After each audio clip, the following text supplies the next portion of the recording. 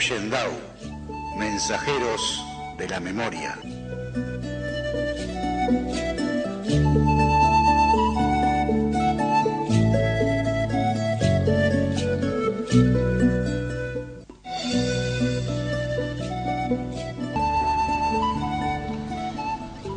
Bueno, Daniel, entramos en el último tramo con esa simbología por el nombre, ¿no? de la historia de la pluma del verano.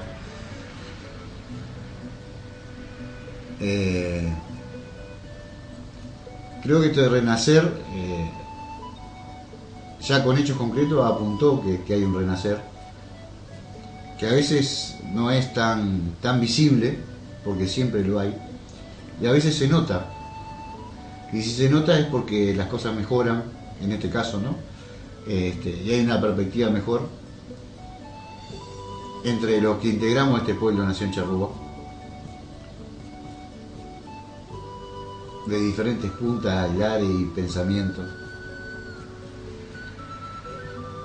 Pero yo creo que también va en, si el sentimiento así lo indica, no en todos los casos, es ser más charrúa y menos uruguayo y menos occidental. No en la forma de vivir, porque es muy difícil, no en la forma de ganarse de la vida, porque es muy difícil, pero sí en las actitudes, sí en cómo procedemos en nuestro contorno y fuera de nuestro contorno. Creo que va la cosa por ahí, y no pretendo que todo el mundo piense y haga como yo, ¿no? Pero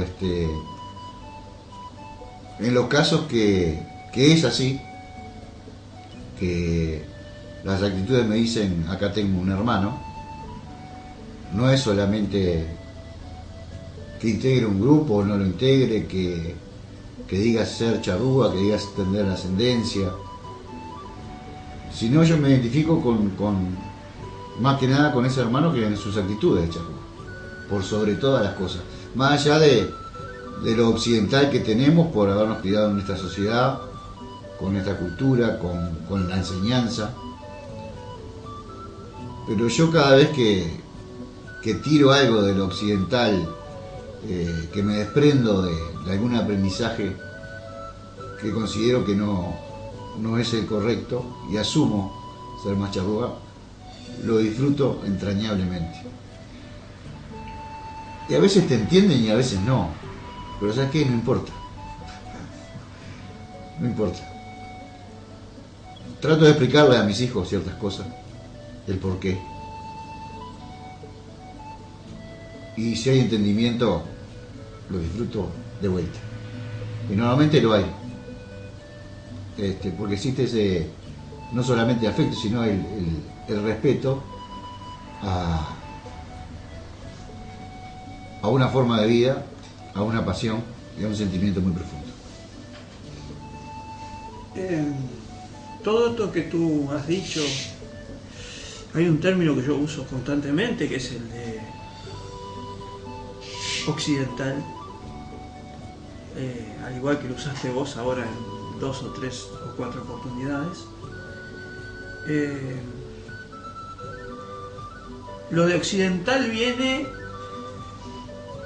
porque se desarrolló un mapamundi, ¿verdad? No es un mapa, no es una esfera como es el planeta Tierra, sino esa esfera se plasmó horizontalmente, pero no horizontalmente políticamente, sino horizontalmente en una mesa, en un plano. Lo podés ver en una pared, lo podés ver en una mesa, lo podés ver en el suelo o en el techo, pero es un plano. Un mundo redondo se hizo en un plano. Entonces se puso que de Europa y América, Europa en el principio, de América después, pero Norteamérica, son la cultura occidental, digamos, ¿verdad? La cultura cristiana, la cultura occidental. Cosa que han usado mucho en contra del comunismo internacional, que era el cuco de los años del siglo XX. Y cuando nosotros hablamos de occidental nos referimos a ese cuco, a ese sistema, a esa palabra política que significa occidente. Porque en el mundo, si yo estoy en el centro, todo lo que esté en el centro mirando hacia el norte, todo lo que esté a mi izquierda va a ser occidental y todo lo que esté a mi derecha va a ser oriental. Nada más. Esa es la única occidentalidad y orientalidad real que existe. Lo otro es una palabra política que a veces yo la transfiero a capitalismo. Es el mismo significado. No tiene que ver que alguien venga, porque yo cuando empecé, me metí en este mundo y todo el mundo me decía, así piensa Occidente. Más occidentales que nosotros, acá en América no hay nadie, según el Mapa Mundi. Después entras a carburar, que es la realidad, y te metes en la realidad, que es una palabra política lo de Occidente. Lo aclaro porque con lo que dijo usted vos recién, esta historia del Verá, muchos la habrán escuchado por primera vez. Y capaz que eso de occidental y occidental y occidental rechoca un poquito. Bueno, el tema es político y no real, porque el mundo es redondo y no hay ningún lugar occidental, ningún lugar oriental. Todos estamos al oriente de algo, estamos todos al occidente de algo. En este caso solo hablamos de un concepto político. Los comunistas de Rusia eran el oriente y los capitalistas eran el occidente. Esa es la cultura que hacemos mención. Como occidentales, los europeos vinieron a conquistarnos. Y nos conquistaron y nos hicieron pasar todo lo que nos pasaron. Y en realidad no era oriente u occidente, era explotar los recursos que tenía América. Robarlos, llevárselos, o ignorar a la gente que vivía. Lo aclaro porque creo que de vez en cuando tenemos que aclarar nuestros conceptos.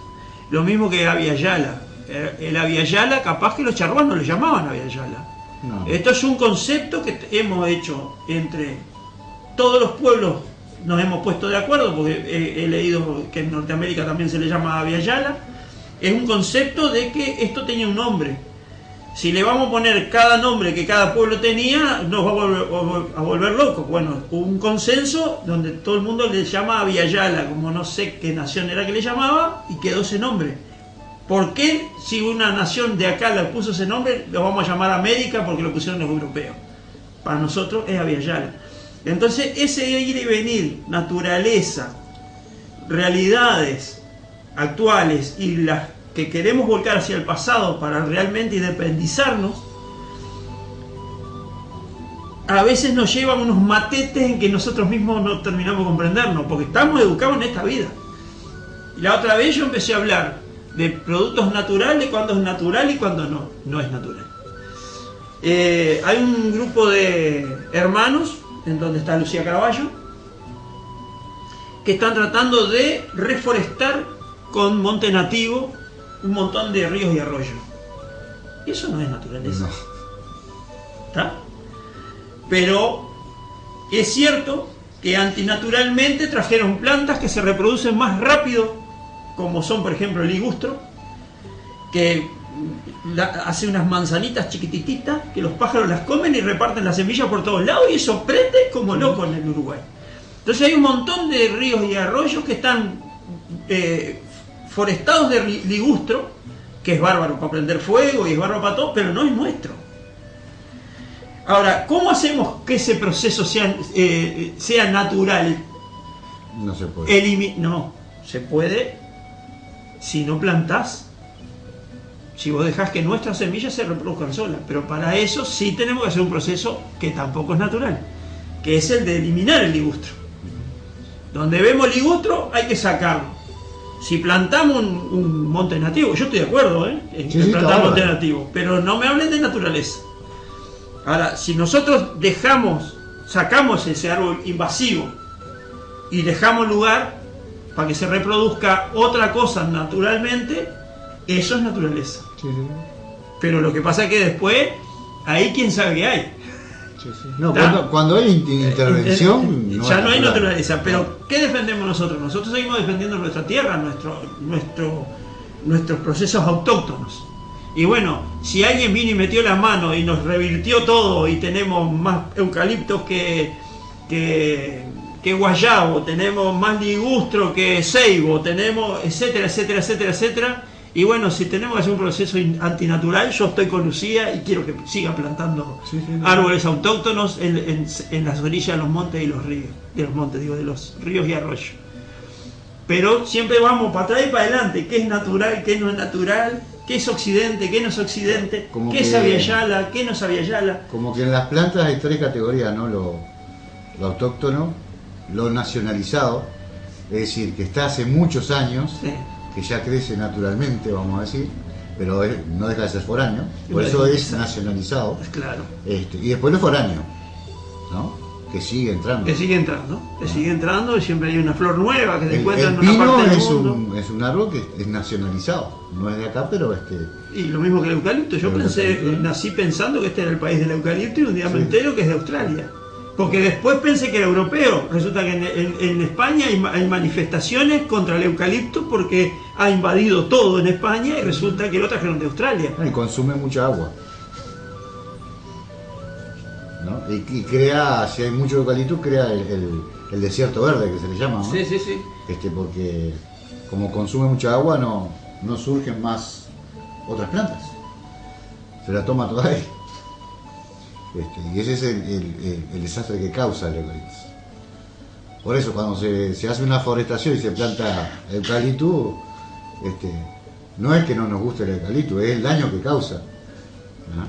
Porque no solamente crecen plantas, al no haber plantas tampoco hay aves, no hay insectos, no hay animales, no hay vida.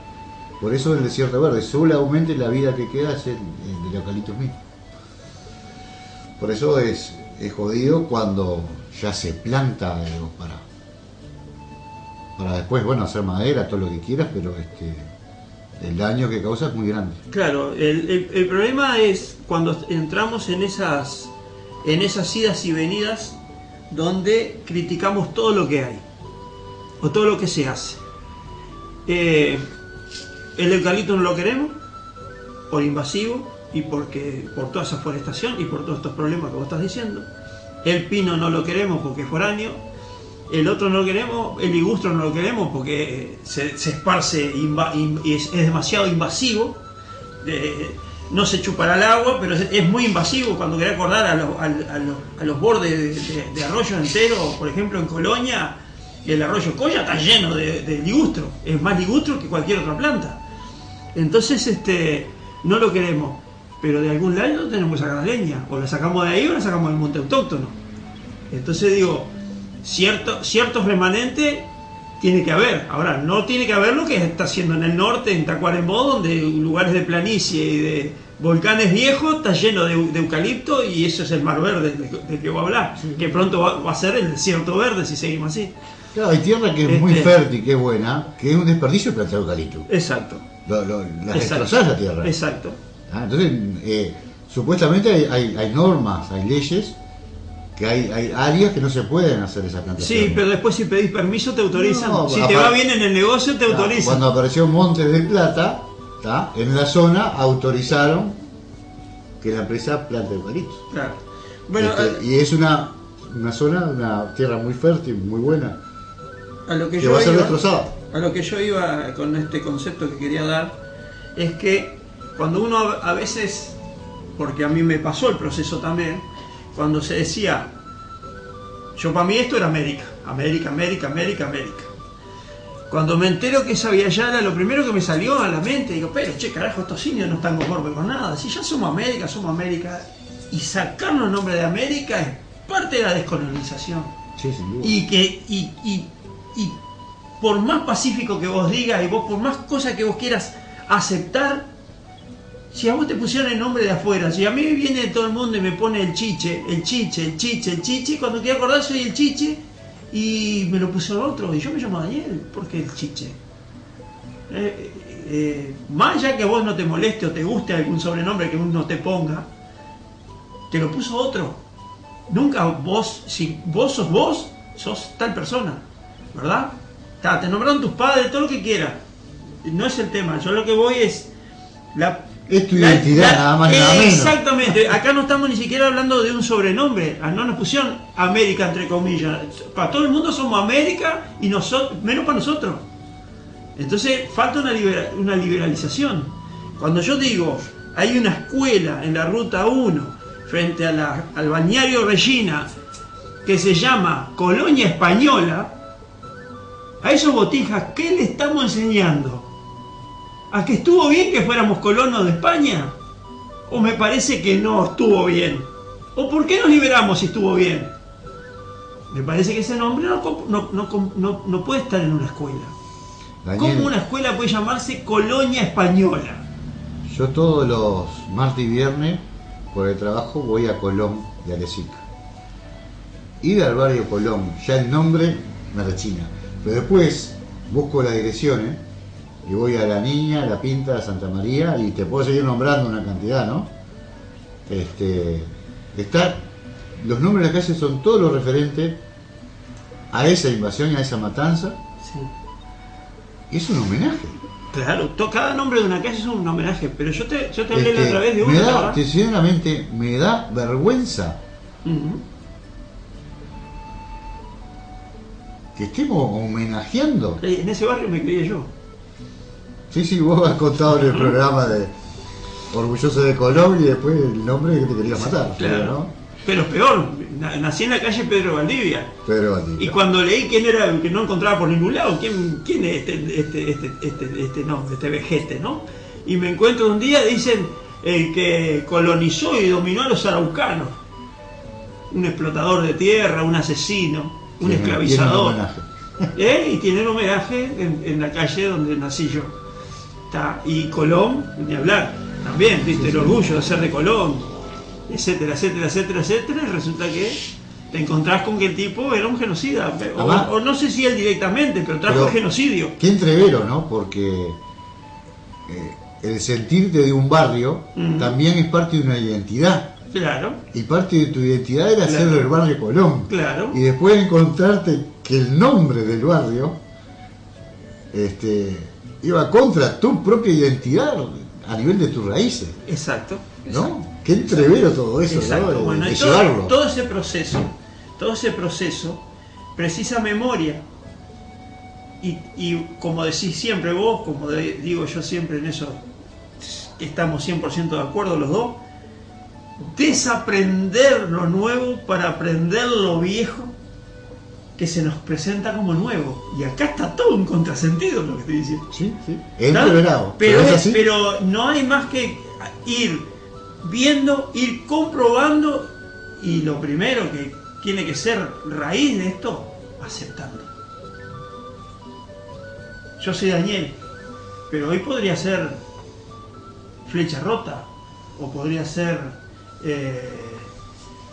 no sé, se me ocurre cualquier nombre por decir una y medio en broma, pero yo podría ser el que camina por las rutas, podría ser cualquier nombre, pero me llamo Daniel como se llamaría un personaje bíblico. Lo acepto, y lo acepto porque nací con este nombre y me crié con este nombre y me lo puso mi madre.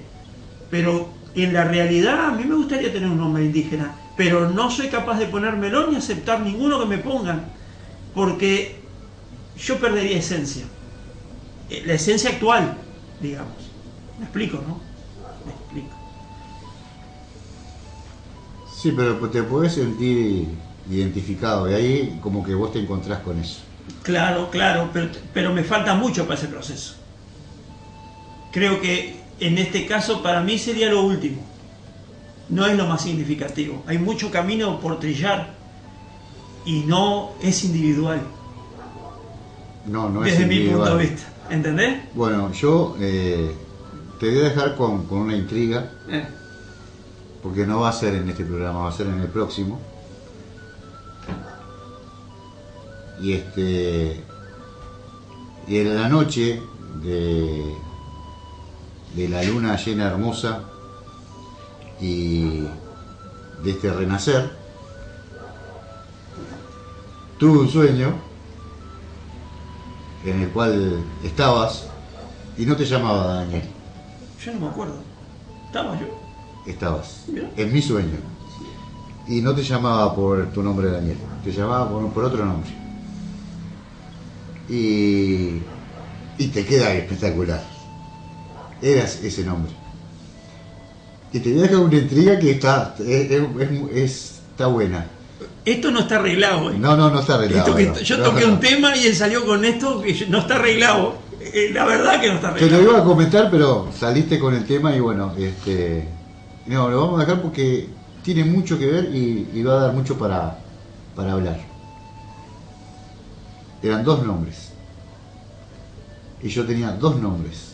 El segundo nombre es el mismo en los 2. Cambio el primero. Era. Y era significativo y hablaba de un camino. Y la voy a dejar por acá porque voy a entrar el tema y me está entusiasmando. Entonces, nos queda 8 minutos para terminar y creo que... Justo para hacer memoria. Sí, creo que merece por lo menos un espacio entero porque nos va a traer muchos temas y muchas cosas para charlar, analizar desde el punto de vista de nuestro camino y de lo espiritual. Así que vos soñaste conmigo, tuviste pesadilla. Lamentablemente sí. Te cuento, yo duermo pocas horas y muy profundo. Normalmente no me acuerdo de lo que sueño.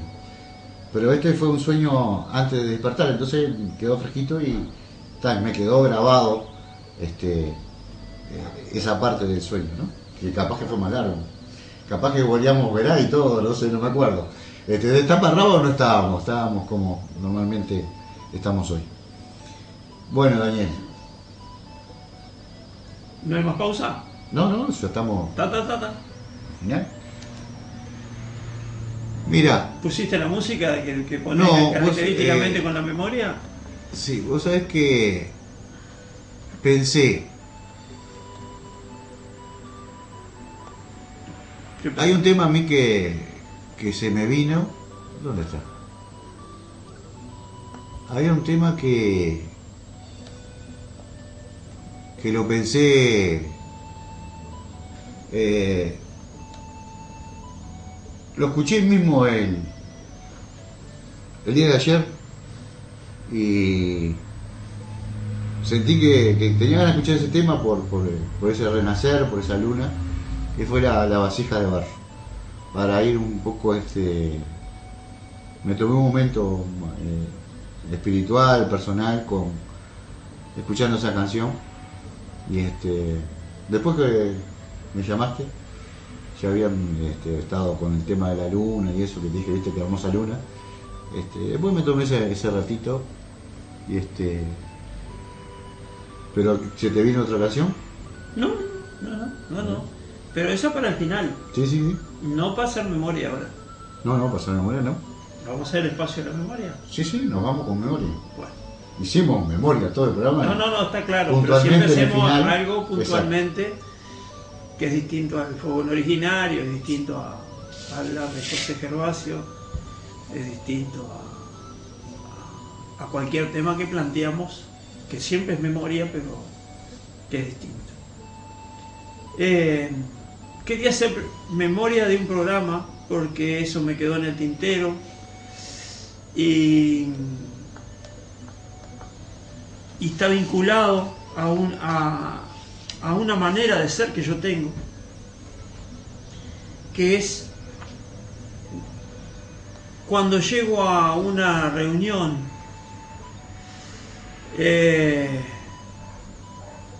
y hay 2 personas o más en una conversación, jamás me arrimo a meterme en la conversación. Si estoy en una casa ajena, jamás soy yo el primero que propone una conversación. Si estoy en una reunión de trabajo y yo no soy el organizador, no hablo hasta que no se me pide palabra. Si bien no siempre, porque a veces también me atolondro y me lleva el ritmo de vida que tenemos, me lleva a veces a no escuchar, siempre trato de escuchar lo que otro está hablando.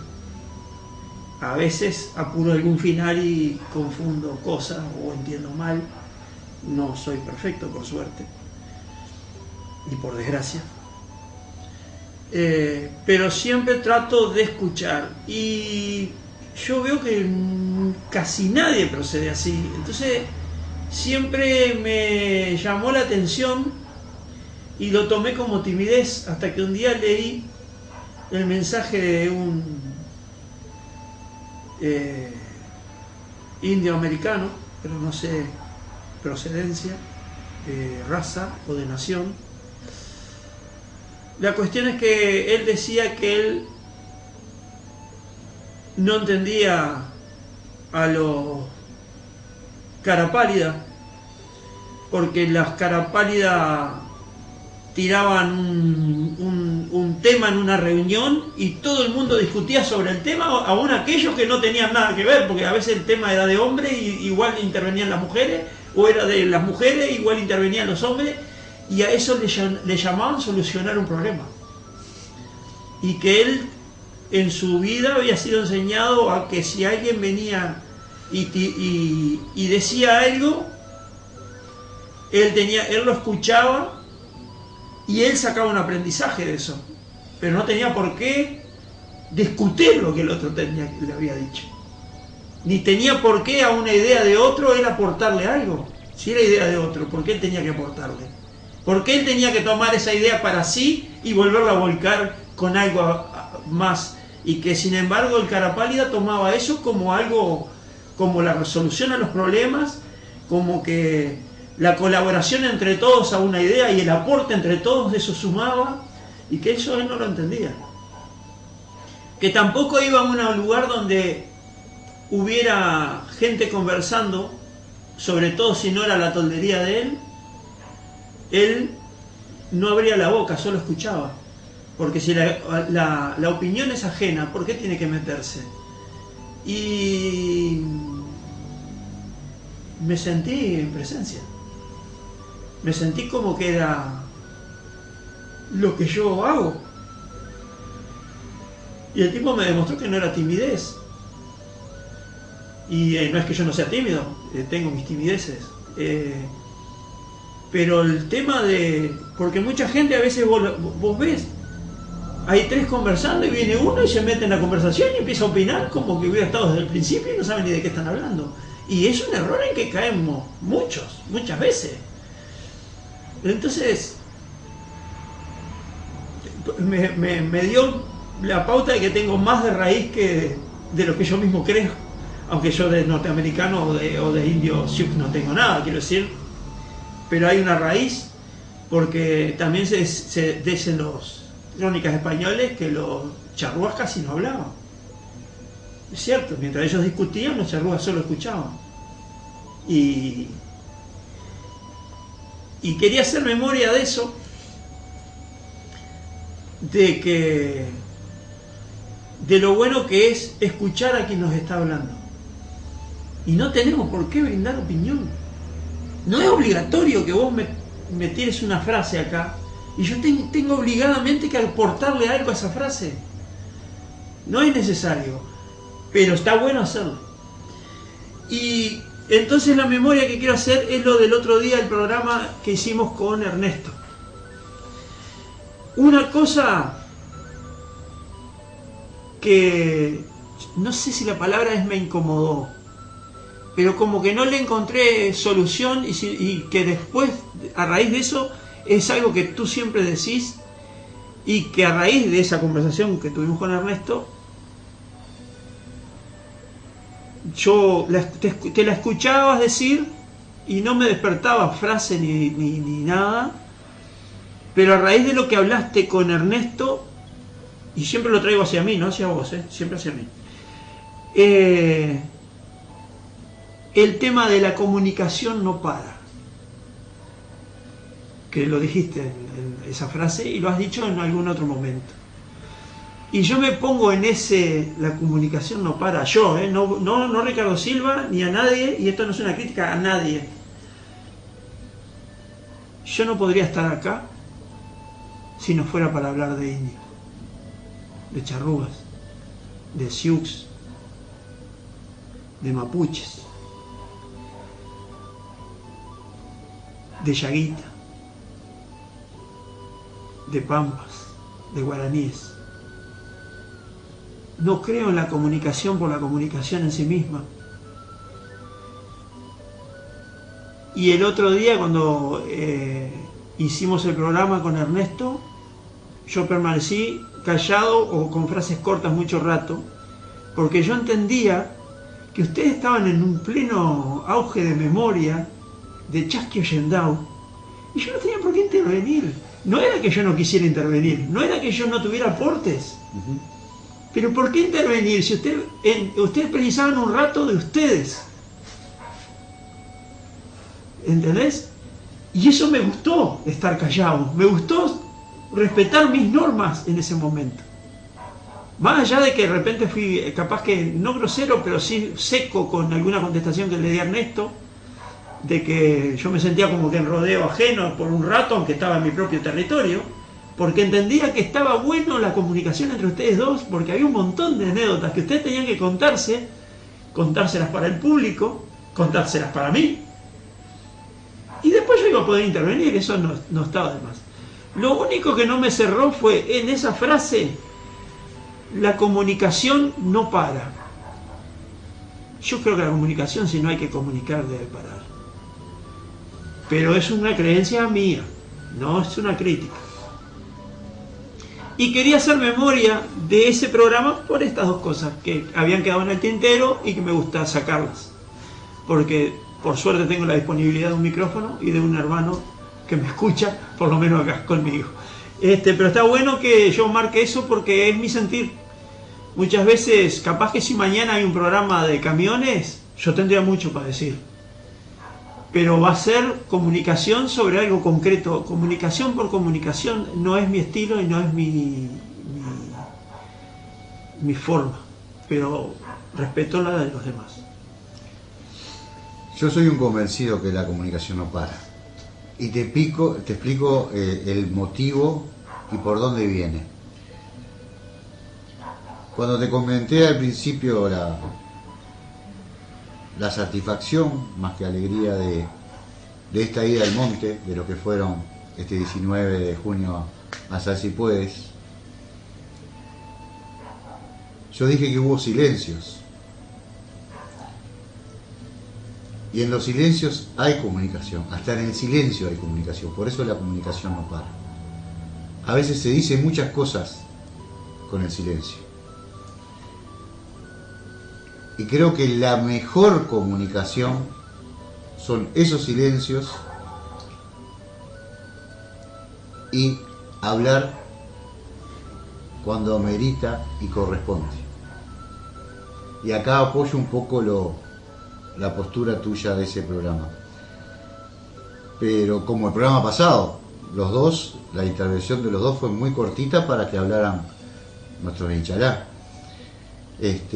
Por eso, yo pienso que la comunicación no para por eso, porque si uno se piensa que el hablar solamente es comunicación, lo marginamos mucho a la palabra y al hecho de comunicar. Comunicar son los silencios, los abrazos, las miradas, no solamente la palabra. Y mi postura de repente es más espiritual con el tema comunicación. Y lo he tomado así, no desde el principio, sino con el tiempo. Considero esa es la verdadera comunicación y por eso considero que no para. Cuando en la primera etapa con Ernesto, en CX42, el programa era de boludeces, el cual me invitó. Era, Peñarol Nacional, cosas que no me interesaban. Por suerte apareció Robitsky ese día y el programa cambió y ahí, salió la propuesta de hacer otro programa con esa característica que es totalmente diferente. Pero ese programa de CX42 se podía considerar que era un programa que había comunicación, pero no la comunicación que yo sentía, que pretendía y menos espiritualmente. Que en ese momento yo no lo veía así, ¿no? Fue con el tiempo, con crecimiento, con considerar muchas cosas, con desaprender muchas cosas para aprender nuevamente. Todo un camino totalmente diferente. Y la comunicación no para, te repito, por esas razones. Más comunicación que un fraterno abrazo, yo pienso que no existe. Y el silencio. Entonces digo, creo que ahora me comprendés más en el sentido que yo digo que no para la comunicación. En ese sentido, sí. Pero específicamente cuando vos lo dijiste, te referías a la comunicación de radio. ¿Sí? Y a eso es a lo que yo apunto.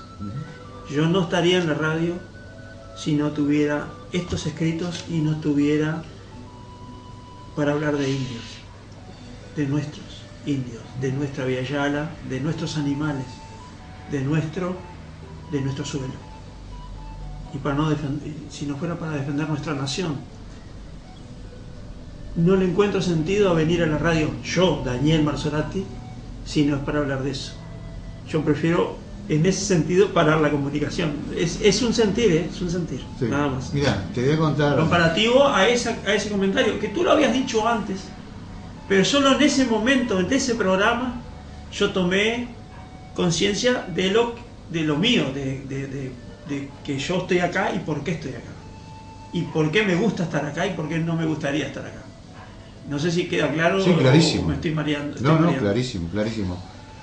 Te comento y en otro momento te cuento más profundamente, pero como comentario ahora alcanza. Hubo un contacto de una radio conmigo para hacer un programa, que era un trabajo, no era hacer lo que nosotros hacemos acá. Y yo te dije, bueno, la temática que yo manejo es esta. No, pero la idea es hacer otra cosa, sería que también, pues, digo, no me interesa. Y si yo me pongo a pensar, bueno, es mejor hacer ese trabajo que el que estoy haciendo, ¿no? En caso de poder cambiarlo, que el ingreso diera de alguna manera, pero prefiero no hacerlo, es lo que te digo, porque no rendiría ni daría el potencial que yo puedo dar, ¿no? Como si, bueno, yo estoy acá porque esto es lo mío, porque me gusta, porque lo disfruto, porque lo siento, y es así, Daniel, y es así, no queda otra. Y nos fuimos al carajo ya de tiempo, porque la memoria se hizo larga y trajo aparejado muchas cosas.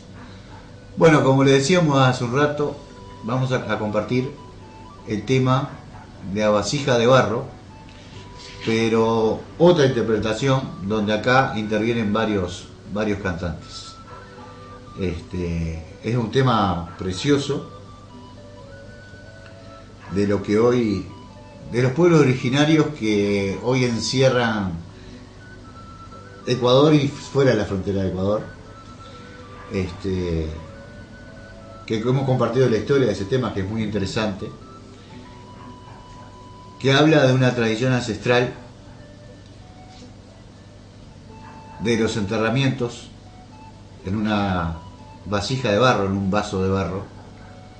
Y bueno, creo que apunta mucho a esas tradiciones de aquellos lares, ¿no? Acá no se habla de los cerritos, pero tiene ese sentimiento profundo, ese enlace con los antepasados, con las raíces. Bueno, Daniel, un gustazo haber hecho otro programa de Chasque y Andamos. Bueno, lo mismo digo, saludos a la audiencia. Bueno, allá vamos, vasija de barro.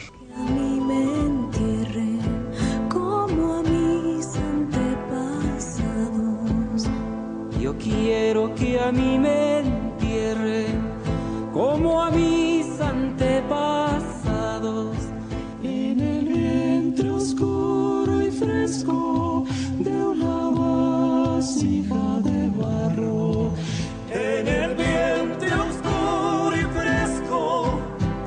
la vasija de barro. Cuando la vida se pierda tras una cortina de años, cuando la vida se pierda tras una cortina de años, vivirán a flor de tiempo amores y desengaños. vivirán a flor de tiempos, amores y desengaños.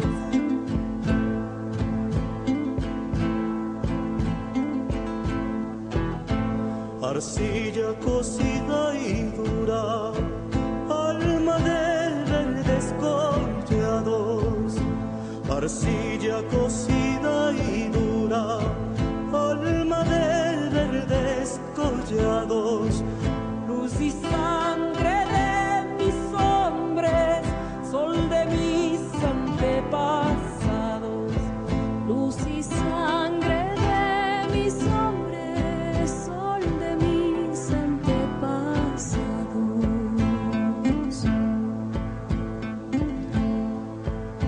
De ti nací, a ti vuelvo, arcilla vaso de barro.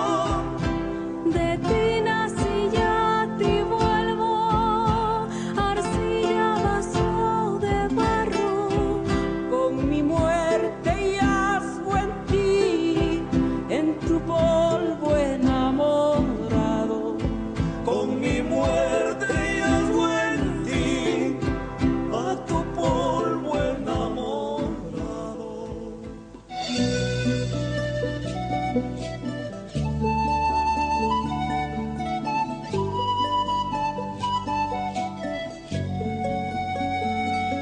Recordar nuestra cultura ancestral es la forma determinante de nuestra existencia, y la nación charrúa está de pie.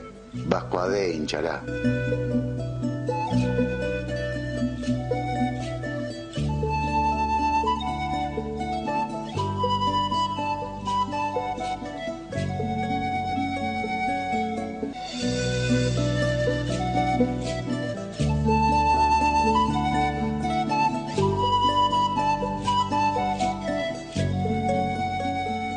Chasqui Ollendau, mensajeros de la memoria. En la conducción, Ricardo Silva y Daniel Marzorati. Chasqui Ollendau, tejiendo hilos de la comunicación indígena. Es una producción de Marquemos un Norte. Todos los miércoles de 21 a 23 horas, desde la 94.3 FM o la nueva, desde el Pinar para toda nuestra Abya Yala.